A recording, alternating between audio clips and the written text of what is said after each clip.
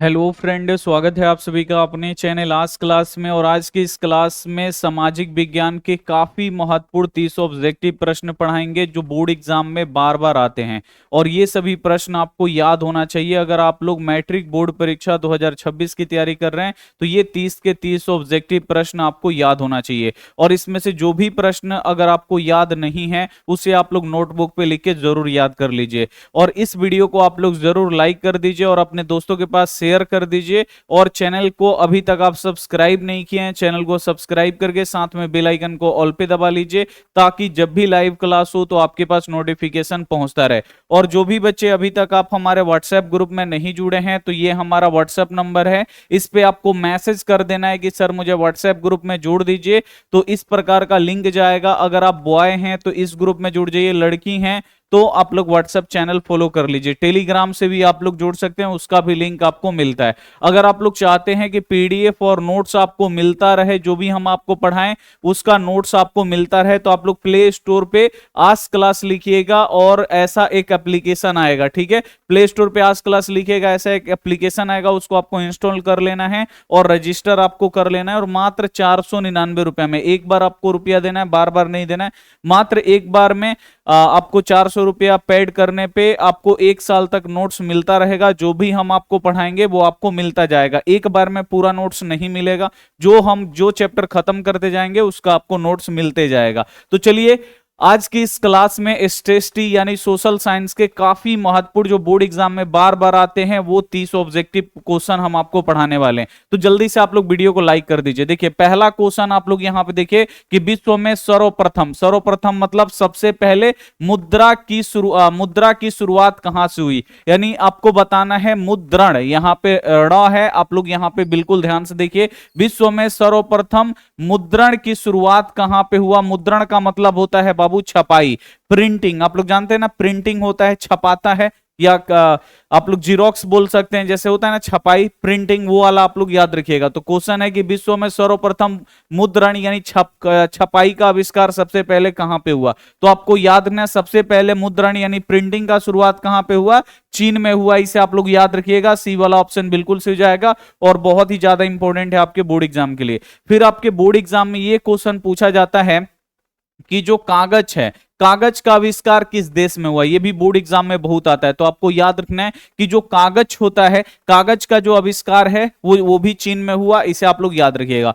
फिर board exam में ये भी क्वेश्चन आता है कि कागजी नोट का आविष्कार किसने किया। तो कागजी नोट का आविष्कार यानी कागज का रुपया पैसा चलता है ना, जैसे आज 10 रुपया का नोट, 20 रुपया का नोट, ये कागज का नोट है, ठीक है ना। तो सबसे पहले कागज का नोट किस देश ने बनाया, यानी कागजी मुद्रा किसने शुरू किया। तो ये भी आपको याद रखना है 3। तो यहां से चीन आपको याद रखना है। और यहां से 3 ऑब्जेक्टिव क्वेश्चन आता है कि सबसे पहले मुद्रण यानी छपखाना की शुरुआत कहां से हुआ, चीन से शुरू हुआ, चीन देश से। फिर क्वेश्चन आएगा कागज का आविष्कार कहां पे हुआ, तो चीन में हुआ। और कागजी मुद्रा की भी शुरुआत कहां से हुआ, चीन में हुआ। इसे आप लोग याद रखिएगा, इंपॉर्टेंट है। अगला क्वेश्चन है सुनामी किस स्थान पे आता है। अब आपको पता है सुनामी क्या होता है। तो सुनामी क्या है, तो समुद्री लहर है। आप लोग देखते होंगे वीडियो में, जो समुद्र का लहर है बहुत तेजी से बाहर निकलता है और उतना ही तेजी से एकदम अंदर जाता है। तो सुनामी बाबू कहां आता है, सबसे पहले ये आपको याद रखना है कि जो सुनामी है ये समुद्री लहर है। तो ये कहां पे आएगा, सुनामी समुद्र में आता है। इसे आप लोग याद रखिएगा, बहुत ज्यादा इंपॉर्टेंट क्वेश्चन है, बोर्ड एग्जाम में आता है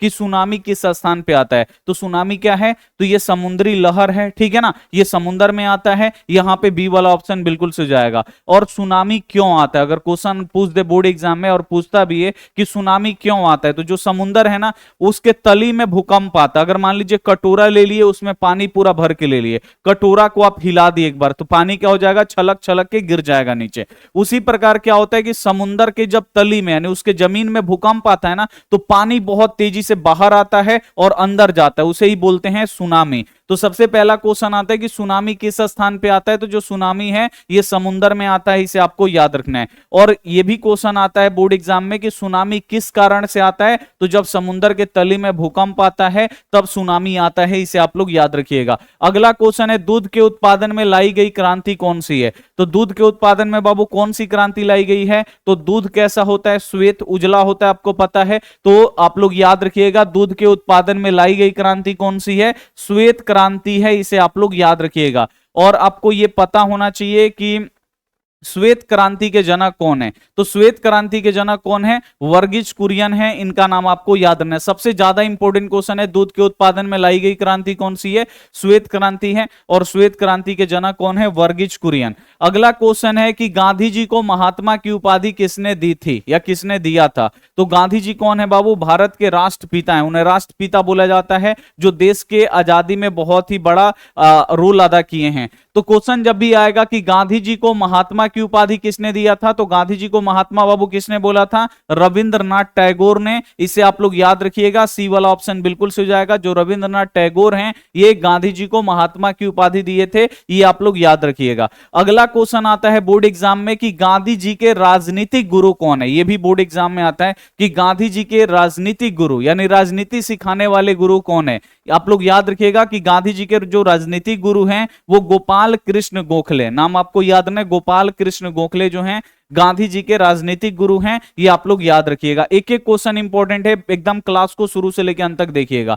अगला क्वेश्चन है गिर वन किस राज्य में है? वन का मतलब होता है जंगल। जो गिर जंगल है ये कहां पे है? तो गौ से गिर और गौ से क्या होता है बाबू? गुजरात होता है, इसे आपको याद रखना है। तो गिर वन कहां पे है? तो गिर वन आपको याद रखना है गुजरात में है। तो जब भी क्वेश्चन आएगा गिर वन कहां पे है, तो ट्रिक से आप लोग याद रखिएगा, ग से गिर और ग से गुजरात, इसे आप लोग याद रखिएगा। तो गिर वन कहां पे है? गुजरात में। और गिर वन में बाबू कौन से जानवर पाए जाते हैं? तो जो शेर है ना, शेर बाबू गिर वन में होते हैं, यानी गिर का जो जंगल है उसमें सबसे ज्यादा शेर हैं, आपको याद रखना है। तो क्वेश्चन आपको याद हुआ, गिर वन किस राज्य में है? गुजरात में। और गिर वन में कौन से जानवर पाए जाते हैं? शेर पाए जाते हैं। इसी प्रकार आता है, आपको याद रखना है सुंदरवन, ठीक है ना।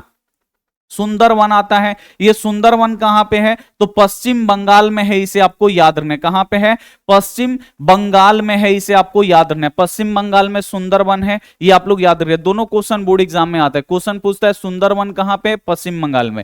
याद रखिएगा, एकदम इंपॉर्टेंट क्वेश्चन है, मतलब सोशल साइंस यानी सामाजिक विज्ञान का बहुत ही VVI यहां पे 30 ऑब्जेक्टिव क्वेश्चन करा रहे हैं। सुंदरवन कहां पे है? तो पश्चिम बंगाल में है। गिर वन कहां पे है? तो गुजरात में है, ये आप लोग याद रखिएगा। अगला क्वेश्चन है, गांधी जी ने साबरमती आश्रम की स्थापना किस वर्ष की है? ये भी बोर्ड एग्जाम में बहुत आता है कि जो गांधी जी हैं ये साबरमती आश्रम की स्थापना कब किए थे? तो गांधी जी दक्षिण अफ्रीका में वकालत करने गए थे, ठीक है ना, केस लड़ने गए थे। और 1915 में गांधी जी भारत आए, ठीक है ना। गांधी जी भारत आए 1915 में, आपको याद रखना है। और 1915 में ही गांधी जी ने साबरमती आश्रम की स्थापना की है। तो जब भी क्वेश्चन आएगा कि गांधी जी ने साबरमती आश्रम की स्थापना कब की है, तो गांधी जी जो है साबरमती आश्रम की स्थापना 1915 में की है, इसे आपको याद रखना है। अब ये भी क्वेश्चन आता है बोर्ड एग्जाम में कि गांधी जी दक्षिण अफ्रीका से भारत कब आए? तो गांधी जी जो थे वो दक्षिण अफ्रीका में केस लड़ने के लिए गए थे, और वो भारत कब आए थे? तो 1915 में, इसे आप लोग याद रखिएगा। और 1915 में ही साबरमती आश्रम की स्थापना हुआ था।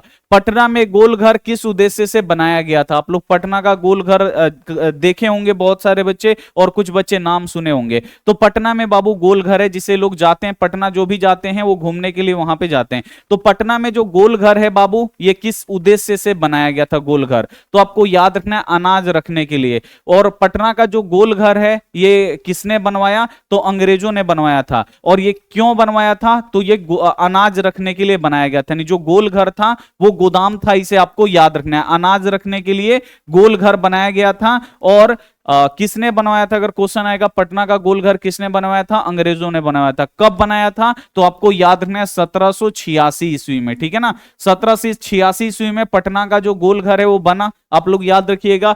किस उद्देश्य से बना था पटना का गोलघर? तो अनाज रखने के लिए बना था, इसे आप लोग याद रखिएगा, ठीक है। इंपॉर्टेंट क्वेश्चन है, ये आपको याद रखना है। अगला क्वेश्चन है, कागज का आविष्कार किस देश में हुआ? अभी जस्ट हम आपको ऊपर बताए थे कि कागज का आविष्कार कहां पे हुआ, मुद्रण का आविष्कार कहां पे हुआ, कागजी नोट का आविष्कार कहां पे हुआ। तो आपको याद रखना है जो कागज है इसका आविष्कार किस देश में हुआ? तो कागज का आविष्कार चीन में हुआ, आपको याद रखना है। और कागज के नोट सबसे पहले कहां बने? तो कागज के नोट भी कहां बने थे बाबू? चीन में ही बने थे, ये आप लोग याद रखिएगा। अगला क्वेश्चन है, निम्नलिखित में से कौन सा उद्योग कृषि पे आधारित नहीं है? अब इसमें से आपको बताना है कि कौन सा उद्योग है जिसमें कृषि का कोई लेना देना नहीं है। सूती वस्त्र उद्योग। सूती वस्त्र किससे बनता है? कपास से बनता है। और कपास कौन उगाता है? किसान उगाता है। तो इसमें तो खेती बाड़ी आएगा भाई, किसान जब उगाता है। तो सूती वस्त्र उद्योग जो है इसमें कपास चाहिए, अब कपास कौन उगाएगा? किसान। तो ये कृषि पे आधारित उद्योग है। चीनी उद्योग, चीनी किससे बनेगा बाबू? तो चीनी बनेगा ईख से, गन्ना से। ईख कौन उगाएगा? किसान उगाएगा, तो इसमें भी कृषि है। जूट, जूट से बोरा बनता है, आप लोग देखते हैं सूती का बोरा, ठीक है ना, और बहुत सारे कपड़े भी बनते हैं जूट से। तो जूट बाबू कौन उगाता है? तो ये भी किसान उगाता है, इसे आपको याद नहीं है, तो इसमें भी खेती बाड़ी आ गया। अब यहां पे बोल रहा है कौन सा उद्योग है जो कृषि पे आधारित नहीं है, तो आपको याद रखना है सीमेंट उद्योग। जो सीमेंट उद्योग है ना, ये कृषि पे आधारित नहीं है, इसे आप लोग याद रखिएगा। इसमें कृषि का, खेती बाड़ी का कोई लेना देना नहीं है। जो सीमेंट है बाबू, ये किससे बनता है? तो सीमेंट बनता है, आपको याद है, चूना पत्थर से। चूना पत्थर यानी लाइमस्टोन जो होता है, उसे पीस कर उसमें केमिकल मिला के अपना सीमेंट बनता है, इसे आप लोग याद रखिएगा। तो दो क्वेश्चन यहां से बोर्ड एग्जाम में पूछता है कि निम्नलिखित में से कौन सा उद्योग कृषि पे आधारित नहीं है? तो सीमेंट उद्योग नहीं है। और सीमेंट का प्रमुख कच्चा माल क्या है? सीमेंट किससे बनता है? तो चूना पत्थर, इसे आप लोग याद रखिएगा। अगला क्वेश्चन है, नरेगा के अंतर्गत ग्रामीण मजदूरों को साल में कम से कम कितने दिनों के लिए रोजगार देने की व्यवस्था है? नरेगा में बाबू गांव के लोगों को, आपको याद है जो नरेगा है ना, इसमें ग्रामीण लोगों को, गांव के लोगों को केवल रोजगार दिया जाता है। और साल में कितने दिनों के लिए रोजगार दिया जाता है? तो आपको याद रखना है साल में 100 दिनों के लिए रोजगार दिया जाता है, इसे आपको याद रखना है। अगला क्वेश्चन आपसे पूछेगा कि नरेगा में किस व्यक्ति का नाम जोड़ा गया है? तो नरेगा बोलिए, इसमें आगे मौ जोड़ दिया गया है, मौ यहां पे जोड़ के इसे मनरेगा कर दिया गया है। तो इसमें किसका नाम जोड़ा गया है? महात्मा गांधी जी का नाम जोड़ा गया है, इसे आप लोग याद रखिएगा। क्वेश्चन आएगा कि विश्व की सबसे बड़ी रोजगार देने वाली योजना कौन सी है? तो विश्व में सबसे बड़ा रोजगार देने वाली योजना कौन सी है? तो नरेगा या मनरेगा है, इसे आप लोग याद रखिएगा। अगला क्वेश्चन है, भारत में योजना आयोग का गठन कब किया गया था? यह भी बहुत ज्यादा इंपॉर्टेंट क्वेश्चन है। तो भारत में योजना आयोग का गठन 15 मार्च 1950 में किया गया था, यह आपको याद रखना है। और फिर योजना आयोग का नाम बदलकर क्या कर दिया गया? नीति आयोग कर दिया गया। कब किया गया? तो 1 जनवरी 2015 में। योजना आयोग के अध्यक्ष कौन होते हैं? भारत के प्रधानमंत्री। यह भी बोर्ड एग्जाम में आता है कि सबसे पहले योजना आयोग के प्रथम अध्यक्ष कौन है? तो योजना आयोग के प्रथम अध्यक्ष कौन है? तो भारत के पहले प्रधानमंत्री कौन थे? पंडित जवाहरलाल नेहरू। यह आपको नाम याद रखना है। अगला क्वेश्चन है, सर्वाधिक वर्षा होता है, सर्वाधिक का मतलब होता है सबसे अधिक बारिश कहां पे होता है? भारत में एक जगह है जहां पे सबसे ज्यादा बारिश होते रहता है, वो कौन सा जगह है? तो आपको याद रखना है मानसिंह राम, ठीक है ना, मानसिंह राम इस जगह का नाम है। और ये कहां पे है? मेघालय में, इसे आप लोग याद रखना है।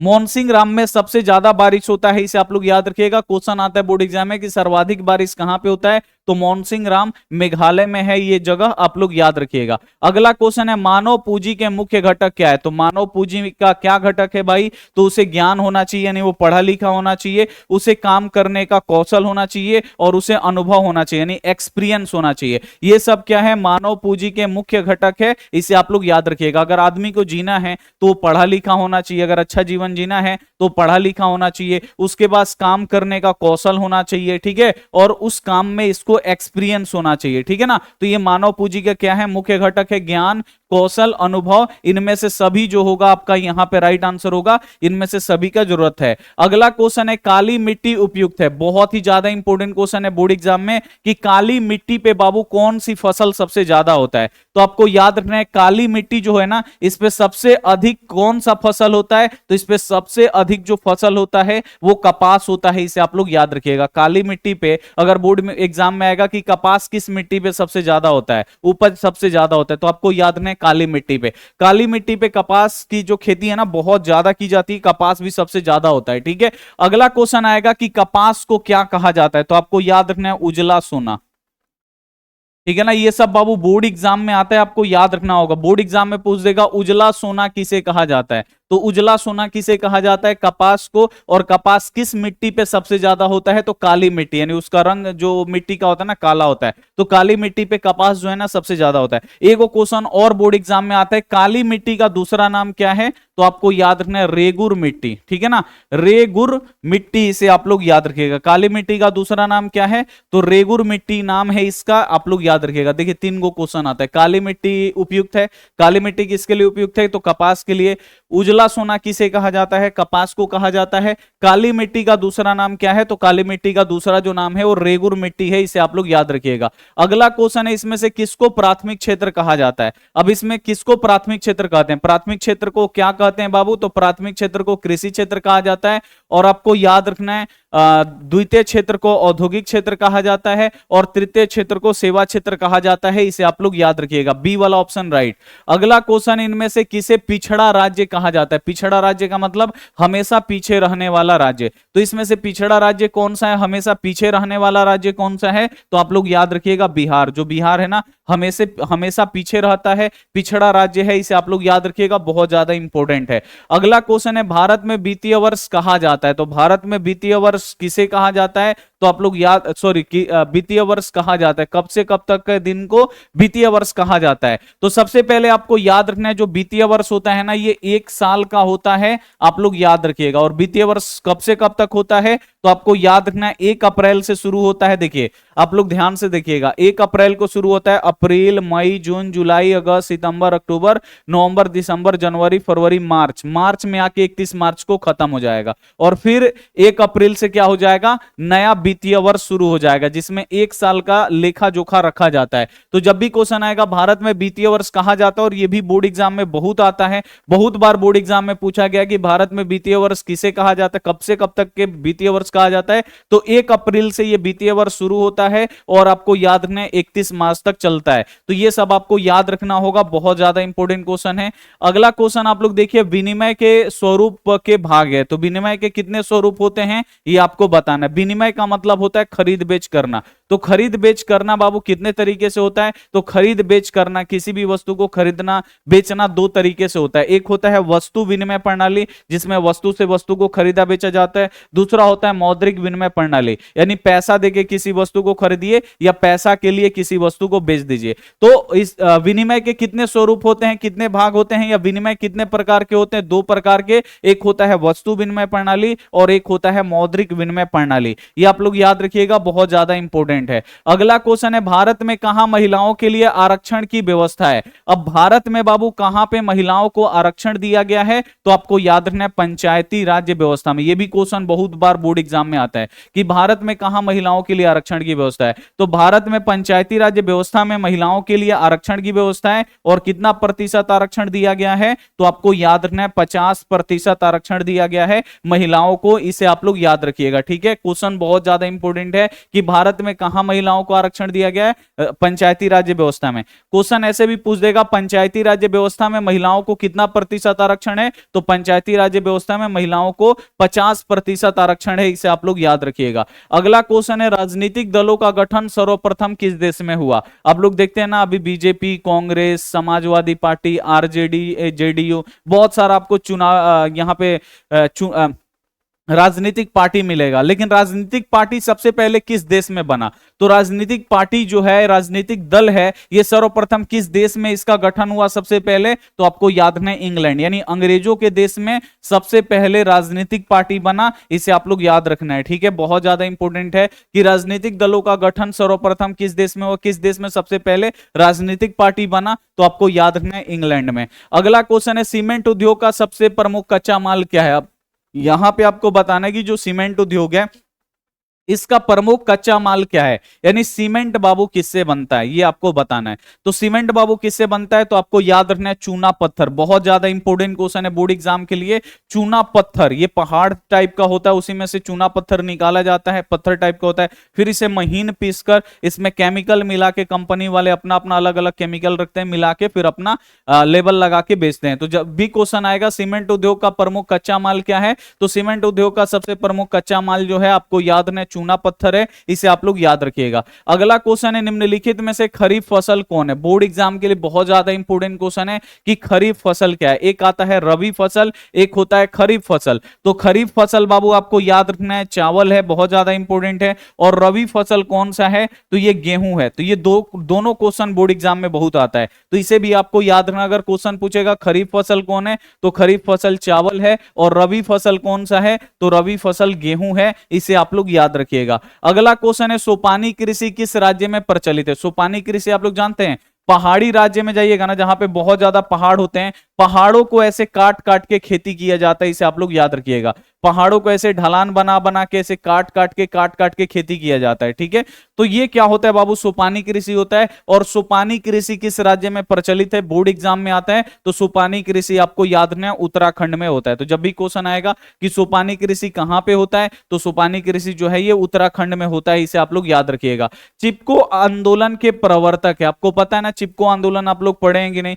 चिपको आंदोलन में क्या है ना कि पेड़ को बचाने के लिए वहां की जो स्थानीय महिला हैं वो पेड़ से चिपक जाती थी। क्यों पेड़ से चिपकती थी, क्योंकि जो ठेकेदार होते थे वो जंगल को काटने आते थे, तो वहां के जो स्थानीय लोग हैं वो पेड़ों को बचाने के लिए पेड़ से चिपक जाते थे और पेड़ों को कटने से बचाते थे। और इसका अगुवाई कौन कर रहे थे, तो आपको याद रखना है सुंदरलाल बहुगुणा। ये आप लोग याद रखिएगा नाम कि चिपको आंदोलन के प्रवर्तक कौन है, तो चिपको आंदोलन के प्रवर्तक हैं सुंदरलाल बहुगुणा। यही चिपको आंदोलन चलवाए थे, चिपको आंदोलन के पिता भी आप लोग बोल सकते हैं। यह भी क्वेश्चन आता है कि चिपको आंदोलन किससे संबंधित है, तो चिपको आंदोलन बाबू किससे संबंधित है, तो पेड़ बचाने से, ठीक है ना। इसमें पेड़ों को कटने से बचाया गया है, इसे आप लोग याद रखिएगा। अगला क्वेश्चन है जालियांवाला बाग हत्याकांड कब हुआ था, इंपोर्टेंट क्वेश्चन है बोर्ड एग्जाम के लिए। तो जालियांवाला बाग हत्याकांड कब हुआ था, तो 13 अप्रैल 1919 को, ठीक है। अंग्रेजों ने एक काला कानून निकाला था जिसका नाम है रॉलेट एक्ट। इसी कानून के विरोध में जाके हजारों लोग जालियांवाला बाग, ये क्या है, बाग है एक प्रकार का, मतलब बोल सकते हैं पार्क है, वहां पे जाके बैठे थे तभी और शांतिपूर्ण तरीके से आंदोलन कर रहे थे। तभी जनरल ओ डायर आता है अपने सिपाहियों को लेके और 1500 राउंड गोली चलवाता है। उसमें हजारों भारतीय क्या हो जाते हैं, मर जाते हैं। इसीलिए बोला जाता है जालियांवाला बाग हत्याकांड। जालियांवाला बाग हत्याकांड कब हुआ, आपको याद रखना है 13 अप्रैल 1919 को। इंपॉर्टेंट क्वेश्चन है, याद रखिएगा। अगला क्वेश्चन है भारत का राष्ट्रीय पक्षी कौन है। यह भी बोर्ड एग्जाम में 10 से 12 बार पूछा गया है कि भारत का राष्ट्रीय पक्षी कौन है। तो आपको मोर देगा और कहीं कहीं पे मयूर देता है संस्कृत में, किसी ऑप्शन में मयूर दे देगा, कहीं पे मोर दे देगा। तो मोर बोलिए या मयूर बोलिए, इसे आप लोग याद रखिए, ठीक है। तो भारत का राष्ट्रीय पक्षी कौन है, तो भारत का राष्ट्रीय पक्षी मोर हिंदी में, संस्कृत में मयूर, इसे आपको याद रखना है। अगला क्वेश्चन है अंतरराष्ट्रीय महिला दिवस किस तिथि को मनाया जाता है। यह भी बहुत ज्यादा इंपॉर्टेंट क्वेश्चन है कि महिला दिवस बाबू हम लोग कब मनाते हैं। तो महिला दिवस कब मनाते हैं, तो आपको याद रखना है 8 मार्च। 8 मार्च को, हर साल 8 मार्च को महिला दिवस मनाया जाता है, इसे आप लोग याद रखिएगा। अगला क्वेश्चन है निम्नलिखित में से कौन बीमारू राज्य है। तो पिछड़ा राज्य बाबू एक गो है बिहार, लेकिन बीमारू राज्य कितने हैं, तो बीमारू राज्य 3 गो है, इसे आपको याद रखना है। बीमारू राज्य कितने, 3 गो। बिहार है, मध्य प्रदेश है, उड़ीसा, ये तीनों बीमारू राज्य है, इसे आप लोग याद रखिएगा। और एक पिछड़ा राज्य है, पिछड़ा राज्य खाली कौन है, बिहार। पिछड़ा राज्य का मतलब सब चीज में पीछे रहने के लिए। अगला क्वेश्चन है योजना आयोग को भंग करके कौन सा आयोग बना। तो योजना आयोग बाबू सबसे पहले बना था 15 मार्च 1950 को। इसको भंग करके, इसको समाप्त करके कौन सा योजना बनाया गया, या इसका नाम बदलकर क्या कर दिया गया, तो नीति आयोग कर दिया गया, इसे आपको याद रखना है 1 जनवरी 2015 को। अगला क्वेश्चन देखिए निम्नलिखित नदियों में से किसे बिहार का शोक कहा जाता है। बहुत ज्यादा इंपॉर्टेंट क्वेश्चन है। बिहार का शोक का मतलब बिहार में जो बाढ़ आता है ना, और बाढ़ आने के बाद जो तबाही मचती है वो किस नदी से मचती है, तो आपको याद रखना है कोसी नदी से, ठीक है। इसीलिए कोसी नदी को बिहार का शोक कहा जाता है। तो जब भी क्वेश्चन आएगा बिहार का शोक किसे कहा जाता है, तो कोसी नदी को कहा जाता है, क्योंकि बिहार में जो बाढ़ आता है और उससे तबाही होता है। हर साल बाढ़ किसके कारण से आता है, तो कोसी नदी के कारण से आता है। और बिहार में जो तबाही मचती है वो कोसी नदी के कारण ही मचती है। इसीलिए कोसी नदी को बिहार का शोक कहा जाता है, यानी दुख देने वाली नदी बोला जाता है, इसे आप लोग याद रखिएगा। उम्मीद करते हैं ये सभी प्रश्न आपको याद होंगे, और इसमें से जो भी प्रश्न आपको याद ना हो कृपया करके आप लोग याद जरूर कर लीजिएगा, क्योंकि आपके फाइनल बोर्ड परीक्षा 2026 के लिए बहुत ही इंपॉर्टेंट क्वेश्चन है। तो आप लोग जरूर याद कर लीजिएगा। मिलते हैं हम आपसे अगली क्लास में, तब तक अपना ध्यान रखिए, मन लगा के पढ़ाई करिए, और इस वीडियो को आप लोग जरूर, इस क्लास को अपने दोस्तों के पास जरूर शेयर करिएगा, स्कूल के दोस्तों के पास, अपने कोचिंग के दोस्तों के पास, नंबर पे आप लोग इस वीडियो को जरूर शेयर करिएगा। मिलते हैं हम आपसे अगली क्लास में, तब तक अपना ध्यान रखिए, मन लगा के पढ़ाई करिए। Take care and bye.